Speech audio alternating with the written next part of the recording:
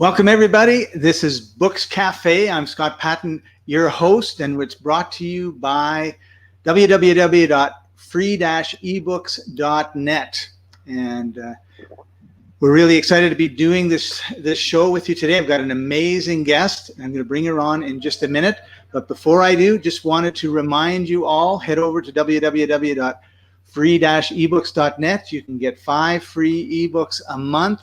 We have amazing authors, one of whom you're going to meet soon, and a ton of categories. And our purpose is to showcase authors, help them to create a community, to create a following in whatever genre they're writing in, whether it's fiction or nonfiction. And we've got over 40,000 authors and an awful lot of different categories. So you should be able to find something you like. And in today's world, if you're not super well known, the publishing companies don't really want to talk to you. And so this is one of our ways of, giving back to our community. We have got over 5 million members, and they love our books, and we hope that you love them too. So with that, I'm really excited because today our guest is a personal fulfillment advisor, a best-selling author, and international speaker. She teaches leaders and change makers how to flourish and experience more fulfillment. Couldn't we all use more fulfillment, especially this time of our with everything that's been going on? As a sought out thought leader to a community of thousands, she uses humor, empathy, and unconventional wisdom as essential tools. And we need more empathy in today's world, I think, for sure. Transformation doesn't have to be hard, and it doesn't have to be hard.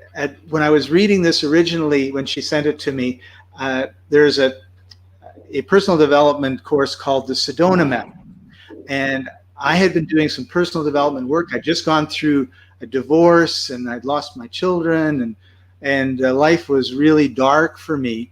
And all the personal development courses, workshops, retreats that I was going to kind of just clear out all this darkness and heaviness in my life involved massive amounts of tears and anguish and gnashing of teeth. And that's what I thought, since that was my first introduction to personal development, that it had to be like. And then I went to the Sedona Method, and as we're starting to go through the process and they're teaching it and everything else, I'm thinking, oh, here we go again, buckets of tears and screaming and yelling and fainting. And then as we went through the first exercise, to my amazement, everybody started laughing. And we were all in groups of 2, and that couple of people started laughing, and this couple of people started laughing, and everybody started laughing. And of course, as you get rid of the sadness and the darkness, what's left on the other side is joy, and they were expressing it. So when I read transformation doesn't have to be hard, it was like, yes, and it doesn't have to be hard. And she works with clients globally. She has a master's degree in education, has taught around the world. Oh, I want to know more about that. And as a founder of Integral Women, she offers game-changing insight into individuals and is on a mission to change the global conversation around purpose. So with that, welcome to the show, Sierra Melcher. How are you today? I'm great, Scott. It's nice to be here. Thanks for having me. So tell us a little bit about your teaching around the world, because I'm in Medellin, Colombia. I've been traveling around the world for the last 4 years, and I'd love to hear some of your experiences. Well, I call it my past life. In my previous expression of my purpose on this planet, I was a teacher. I was a classroom teacher, and for 15 years, I worked in high schools around the world. So I started in the US, where I'm originally from, and taught in Vermont and California. And then I taught in China, in 2 different situations in China, one teaching English, the other teaching high school in China. And then I moved to Colombia and taught in Colombia for 5 years, which is why, coincidentally, you and I happen to be in the same city on a global scale. We're both amazing. And I've been here for 11 years because once you've traveled the world and you find a place and you're like, this is the place that meets my needs. It doesn't have to meet everybody's needs. And I certainly don't want this place to meet everybody's needs. Find your own place, love your own place. But once you've tried on a lot of different situations, you get to know yourself better and what you want and what works for you. So it was a That's really cool. cool experience. And having a master's degree in education, and I'm like certified and all of these things, I have all the right pieces of paper that make it sort of easy to get a job that gets you a visa and gets you an apartment and like all the cushy stuff. Granted, it's still really hard to be a high school teacher under any circumstances, but Right. if you have the pieces of paper, it also makes it easy. So I loved teaching high school, and as a result, I think I've taught almost 2,000 young people who are no longer young anymore. They're like adults now, but I hear stories from all over the world from these kids that I used to know who are now, making movies and building buildings and doing cool stuff in the world. That's so cool. And I'm in that process. I'm stuck in Medellin because they've shut the borders and everything. And I'm delighted to, if there was anywhere I wanted to be stuck, this is it. Exactly. But I'm still in that process of, I want to see a lot of Africa. I want to go back to India. I was in India when I was in my 20s. I want to go back there, and I want to see a little more of Europe and more of South America. And Australia has always had a grade 1 and grade 2, I was in Melbourne, Australia. So it has a special place in my heart. So I want to go back there. And that's what I'm going through right now, is kind of this experience of going and seeing different places and talking to people about different places and then finding, I don't know necessarily if I'll ever settle down and be 11 years in a place like Medellin, but if I had to, this would be my number one choice, because it's my. And you don't have to. You don't have to, right? I traveled extensively through my 20s and 30s, and then now I have a baby. Well, she's not a baby now; she's 5. And some people travel with their young people, but I'm in a different stage of life, and I almost got it out of my system for a while. I anticipate it will come back, but I have plants, and I have a puppy, and I have, travel resistant aspects of my life. So and the cool thing about living permanently in a foreign country is that you do get all of the stability and familiarity of being at home, because I have succulents that I'm growing, and these are my babies. So cute. But but at the same time, every day that I walk out of the house, I'm in a foreign country. I've been here for 11 years. I speak the language. I'm acclimated. I know the people who sell fruit on the street, but it's still a foreign country. And so all I have to do to have that sort of travel thing is go to a neighborhood that I haven't been to in a long time or ever. And I'm oh my goodness, look at this totally different place. So for me, it's the best of both worlds. It really is. And I think you actually brought up a really important thing that I don't think a lot of people think about or talk about. And that is, we have stages in our lives, right? And so if you recognize that things change and these are the different stages or phases of our lives, I think it can make it a lot easier, because we can be more accepting. I wanted to travel ever since I was grade 1, right? and I couldn't, because my parents wouldn't let me when I was 10. Right. For maybe reasonable reasons. Yeah. Right. Yeah. And I can remember people saying, "What do you want to do when you grow up, Scott?" I want to go back to Australia. And it made people mad, because I'm supposed to be wanting to be an accountant like my dad, or a tennis star, or whatever, but I can remember people getting really irritated with me when I would respond that way. Right. Have boring dreams, Scott. Boring dreams. That's right. And then in the early 2000s, I had gone through divorce, and I had my sons come to live with me.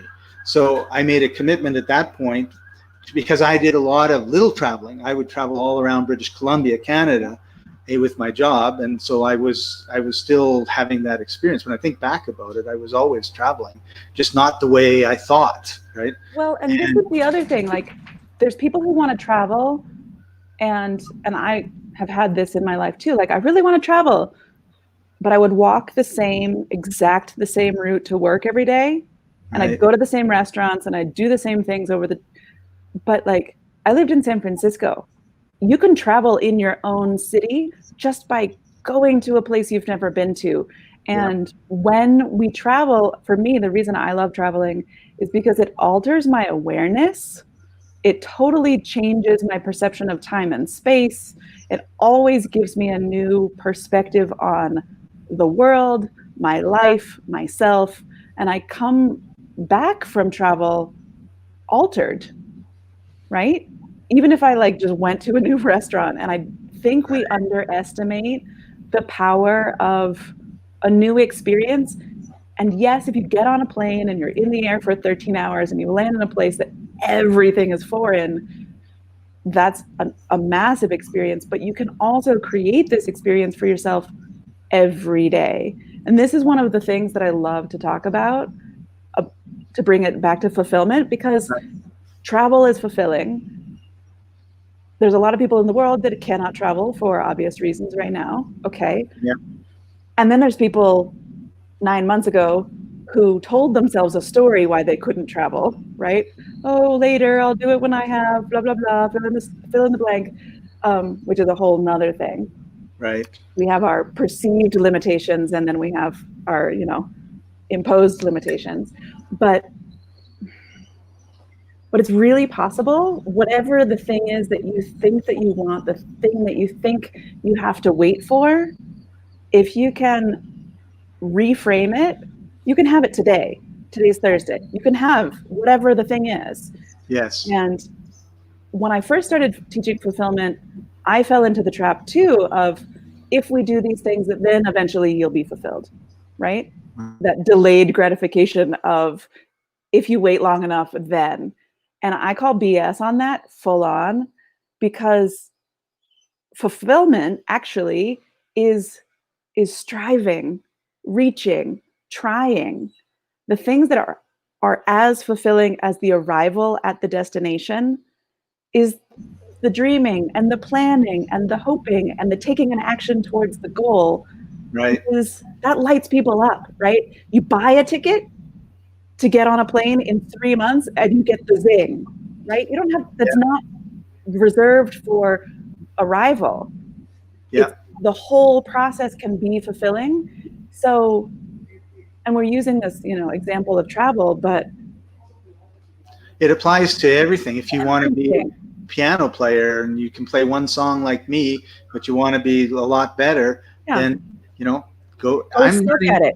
Go suck at it. That's fulfilling. Go be terrible at it.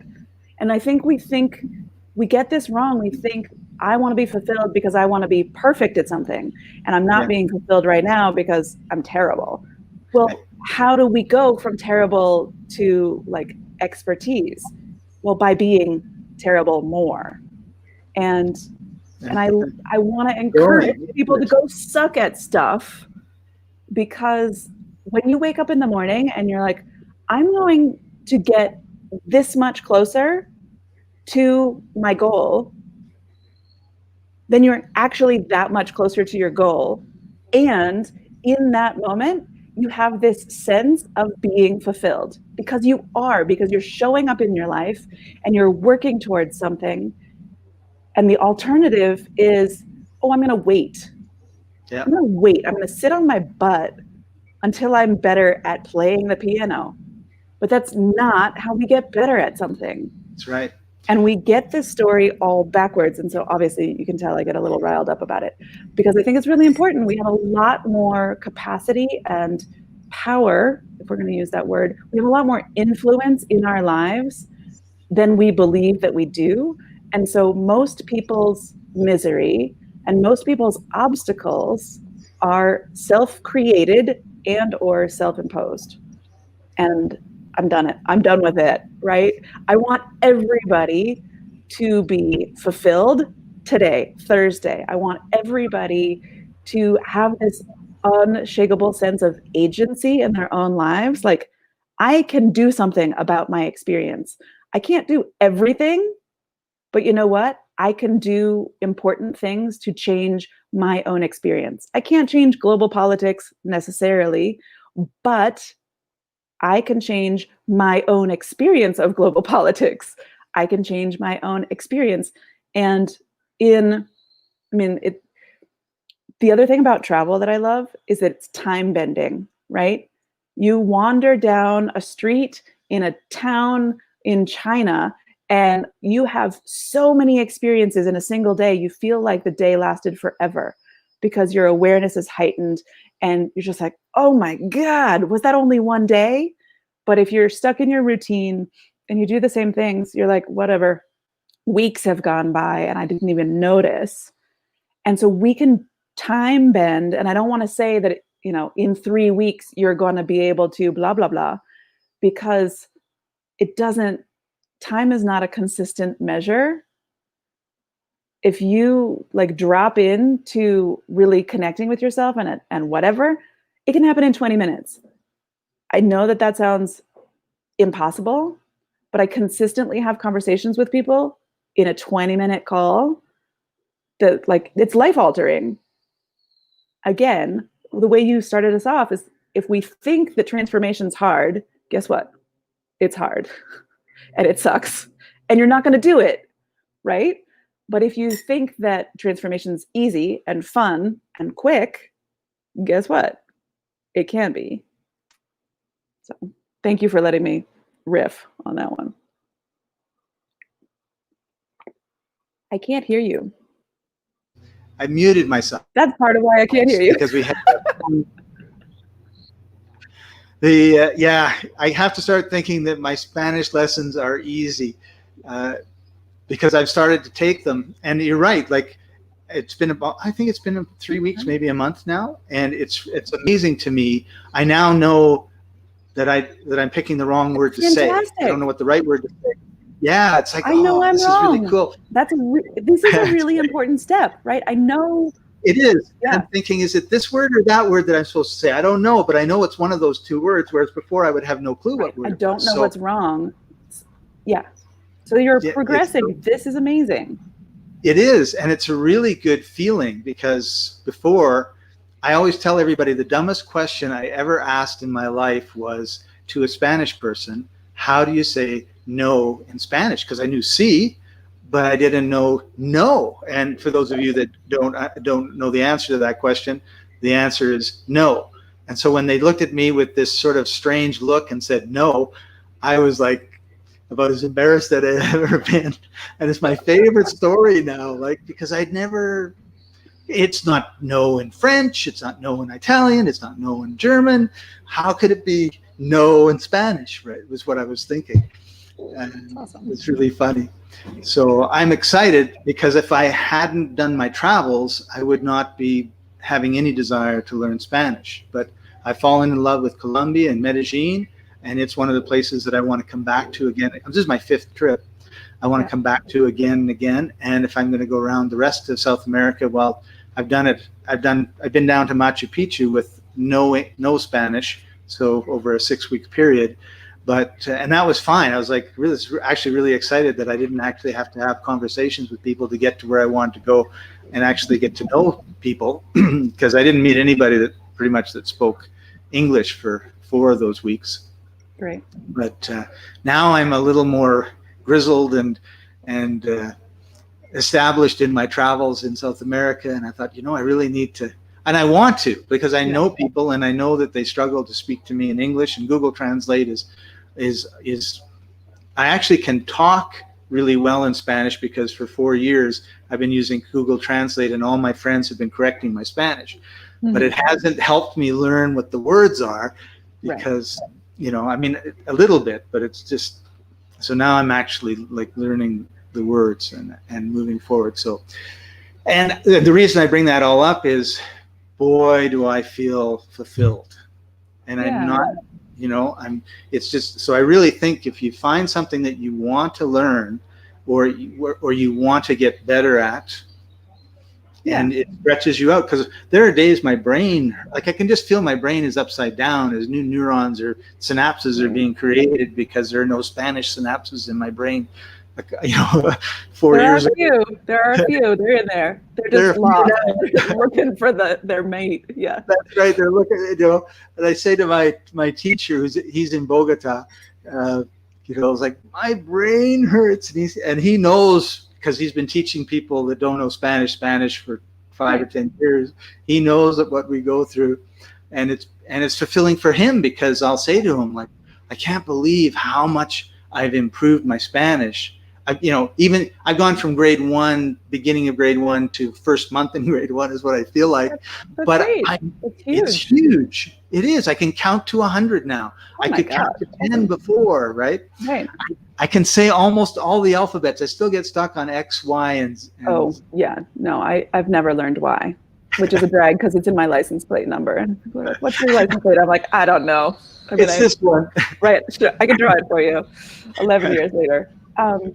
But this is so important, and I want to draw our attention to it, that fulfillment and struggle are like codependent almost, right? To be fulfilled, we need to be stretching, growing, and that hurts. It does. And if we believe, like, I know for a long time, I believed that fulfillment was going to feel nice. And if it didn't feel nice, then it couldn't be fulfilling. And if it hurt, I couldn't possibly be fulfilled or growing. So I stopped hurting, which just kept me stuck in my little familiar space, right? Which is unfulfilling. It's familiar, but it's not fulfilling. And we have this story, this cultural narrative of like, if it feels good, then it is good. But what if you know, like, you want to build a muscle, you're going to have to work that muscle. Yeah. And you're going to be weak. And you're going to, oh, this sucks. Yeah, it's going to suck. And then you're going to do it again and again and again. And you're going to build the strength. And your muscles are going to be sore. But that's physically. You already mentioned neurologically. The same thing is true, like, emotionally. If you want to, like, get to a new place emotionally, you want to have some hard conversations. They're called hard conversations for a reason. Yeah, those are tough. They're miserable. But guess what? You can get better at them by having more of them. Right? Like, we want the that's right. Like, once you get the ice cream cone version, right? We want, like, this sucks, but it tastes delicious. No, that's right. When you were talking about the exercise, I knew a fellow who he went to the gym. He says, I want to get fit. Your personal trainer, get me fit. And the guy says, okay. So every 2 or 3 days or whatever their schedule was, he came in. The personal trainer he says, I'm really busy. I just want to come in, do my exercise. Don't tell me whatever. I'm just going to do whatever you tell me, right? So that happens week after week after week. And finally, after about 3 months, he turns to the personal trainer and he says, I'm going to quit. I'm just going to stop. And the personal trainer was shocked because he'd been making so much progress. And he says, why? He says, well, you know, I've been coming for 3 months and it's not getting any easier. And and the trainer says, yeah, well, when you started, I was putting 10-pound, weights on. Now I'm putting 40-pound weights on. You're a lot stronger. It's not supposed to be easier. Eventually it would be easier. Just go like this and I'm done. No. Well, and I love that example, because if you want to be growing, it should be consistently uncomfortable.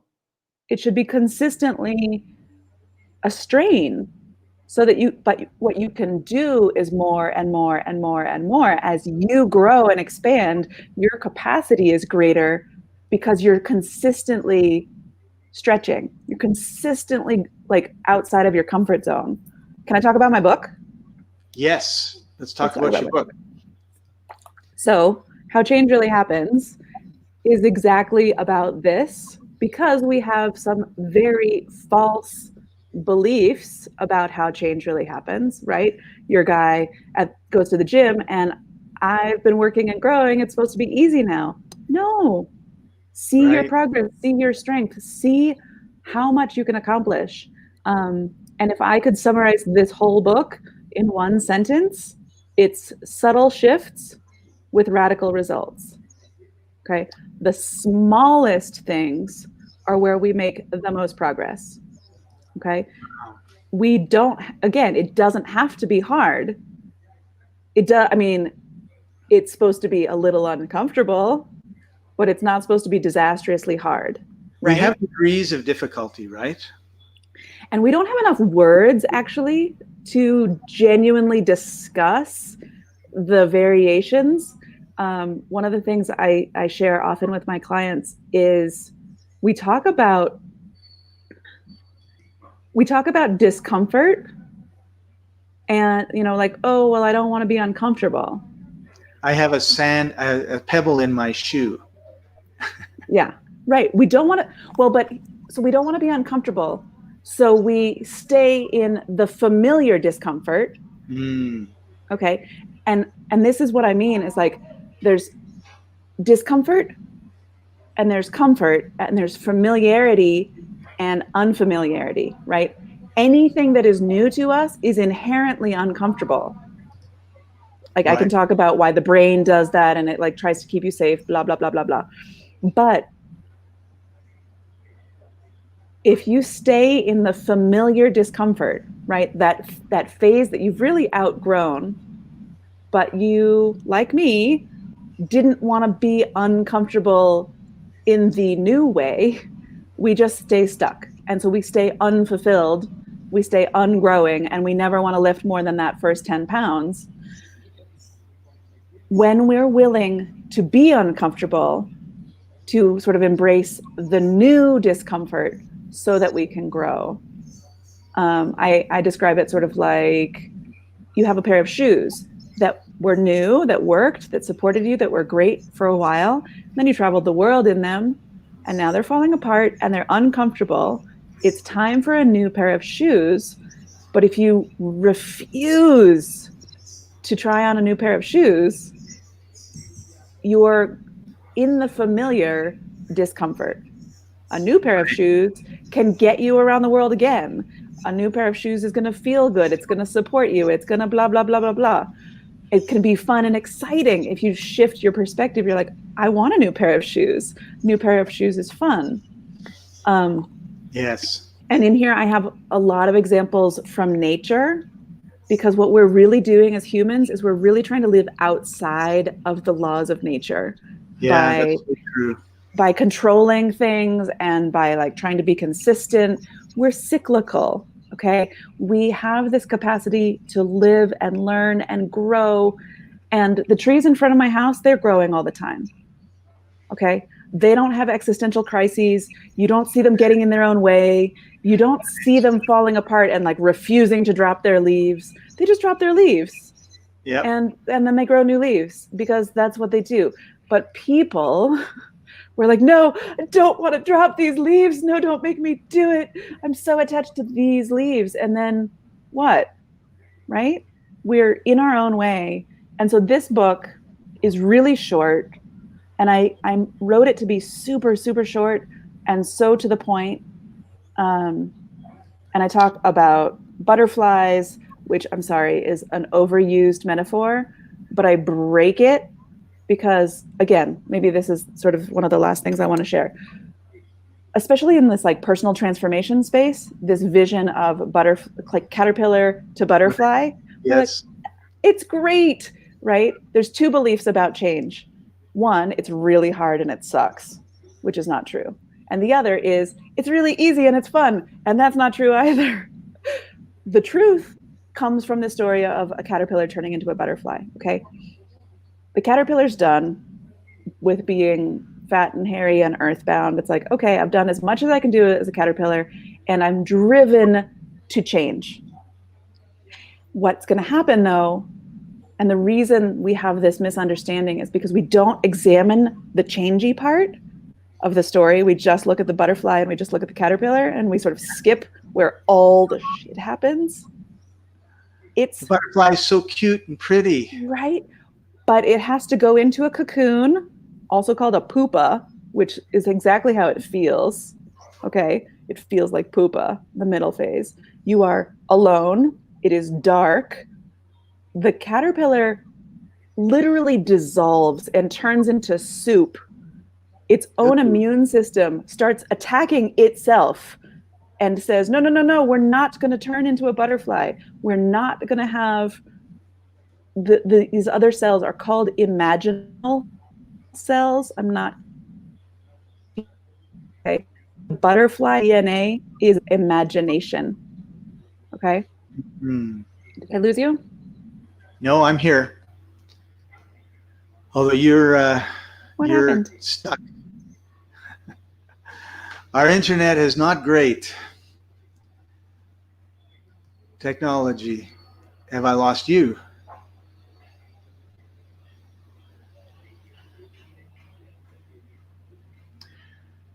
Oh, yeah.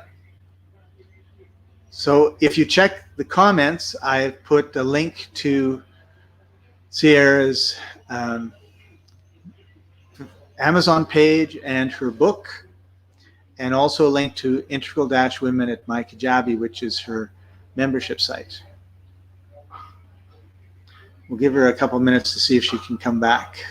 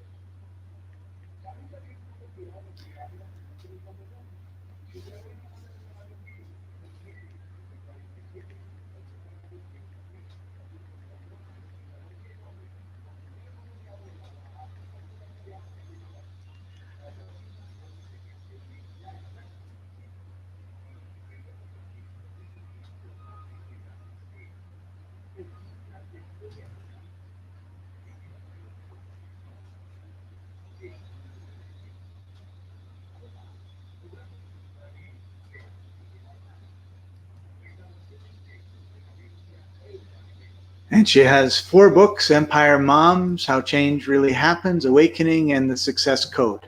So beauty of live is who knows what's going to happen, and hopefully she'll be back in a second.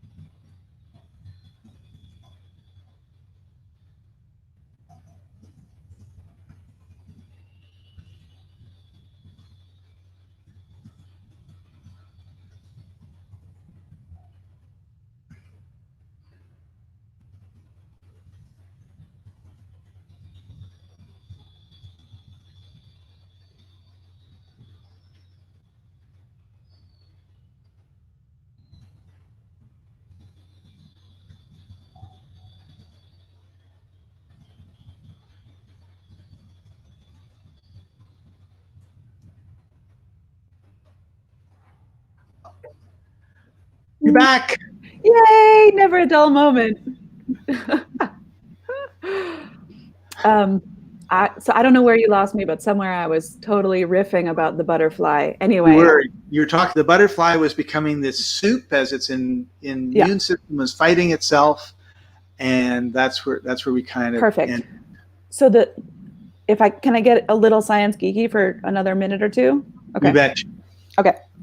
So, because I consider myself a really faithful skeptic, and I need, so I get sciencey, and I bring the science and the practice and the art all together because that's where fulfillment resides for me. So I looked this up, and the butterfly DNA that's already in the caterpillar, these cells are called imaginal cells. Wow. Okay. What a name. Right? Because it takes actual imagination to go from Who would have thought that a caterpillar could ever fly, right? Yep. But the imaginal cells are actually attacked by the immune system of the caterpillar as foreign. And this is what happens for us. The metaphors of this experience, we really are butterflies emerging from caterpillars, but we have to know that we're going to fall apart. We're going to turn into soup. We're going to try to attack ourselves and prevent this thing from happening. Yep. We're going to do it alone. We're going to do it in the darkness. And it's going to feel terrifying. And if we can say, oh, I feel like crap, I'm right where I belong, then we can keep going. But this story, and this is what I mean, is like, it doesn't have to be hard. If we stop because we're like, oh, I'm lonely. Ooh, I feel like I'm falling apart. We stop halfway. We're not willing to keep going into the mushy, soupy feeling that is, oh, I'm about to become something amazing. Right.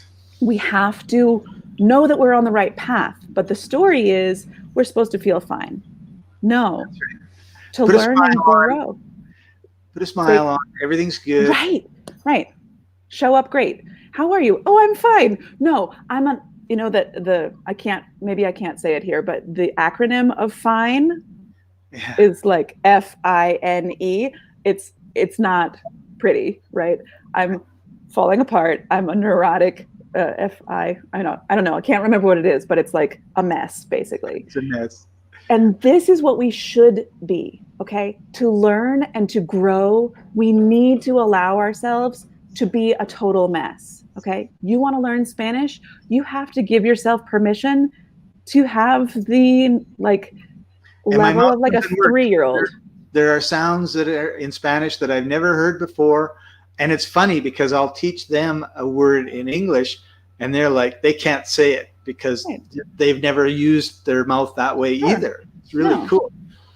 And this is the thing, we can learn. We have this capacity and we are wired for learning and growing. Okay. Yeah. We are part of nature and we are meant to become more capable. We are meant to become more things. And the main obstacle is us, actually. Yep. We, for the most part, the stories that we have about ourselves, the stories we have about how the world works are the things, for the most part, that are in our way. And if the next time you're feeling like you're falling apart, you say, yay! Then and the authors that are watching, the next time you've got a blank piece of paper and you've got writer's block, it's like, awesome. I'm about to become a caterpillar right now, and I'm going to become a butterfly as soon as I get through this muki-yuki stuff. And honestly, oh God, the writing of the book is one whole process. The publishing of a book is another whole process, right? Writers who are publishing their own work, you're like, I'm a writer. I figured this out. And then there's all this sort of like keyword and KDP and all of these analytics, and you're like, what? I don't know anything about this. You have to learn a whole other set of skills, and learning is stretching, and stretching is uncomfortable, but uncomfortable is growing. And I kid you not, like when I hit submit and the 72 hours before my book came out and like that night before, everyone in the world wants to write a book. And so they think that you just must be over the moon, so proud of yourself, all easy peasy. I felt disgusting the whole first day my book was out, nauseous, because I was in a new space. I was, finally emerging from the cocoon of authorship. And a butterfly doesn't just pop out. It's hard work and it's uncomfortable. And getting out of the cocoon is a big job. It's a big job. And if you know that, and if you can frame that experience with, this is supposed to be uncomfortable, then you can sit back and be like, oh, I'm supposed to be uncomfortable. Yeah. I'm right where I belong. And that's what I did. I was like, this is me growing. I wrote a book about it. This is me being uncomfortable. I know exactly where I am supposed to be. And what actually happens, and this is maybe like my favorite nugget, is when we know that learning and growing and fulfillment is stretching and that is uncomfortable, we can actually accelerate the whole process. We can sort of speed through our discomfort, thereby shortening the time that we are miserable. Because we're accepting of it, we know that we're on the right path. We keep going into the discomfort, and then we get out of the discomfort. Right. Okay? But I spent years, and I kid you not, years resisting discomfort, basically staying in my familiar discomfort, unwilling to step out of that into my next phase. So I was prolonging my misery because I refused to be that kind of uncomfortable, right? I'll be this kind of uncomfortable. Thank you very much. So I spent years. And now, I think it happened a couple of months ago. I was having one of those days. I was just like, oh my God. I was in and out in 3 hours. Okay. Nice. 3 hours from like beginning to end, because I could see, oh, I'm learning. Oh, I'm totally in new territory. Of course I feel like crap. That's fantastic. And as soon as I saw that, it was like, oh no, I don't feel like crap. Right. And so I'm not teaching people to avoid discomfort. I teach people to embrace discomfort, accelerate that discomfort so that we can learn and grow into the next thing, whatever the next thing is. Because you're not just going to like go through this process once. No, it's a constant thing, and it changes with the phases of our lives too. Absolutely. Otherwise, you're never going to have a new phase. After you have kids. Right. If you're not willing to be uncomfortable, there's not going to be another phase. You're going to keep yourself stuck. And whether it's a job or a marriage or a phase or, you know, like the thing that you want to do, speak Spanish, learn to play the piano, publish a book, those things require you to be uncomfortable, which when you do them, they are very fulfilling. And if you refuse, then you're just stuck. And so many people are stuck and miserable. And it's their own little web that they've created. So I'm all for be uncomfortable, move through it quickly, repeat, basically. Right? And that's how you get to the happiness and the fulfillment. Yeah. We just got a few minutes left. Sierra, thank you so much for sharing everything.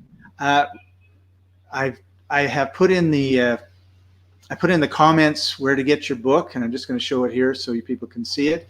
Yeah. And also I put in the comments, where is it? This is your Amazon page, so you can see all of your books. When you were gone, I showed everybody all your books. Thank you. And I have another one coming out this fall. Oh, so great. We'll have to have you back on once it's live. Yeah. And I want to share this with folks who think that it's hard to write and publish a book, because for years I thought it was hard to write and publish a book.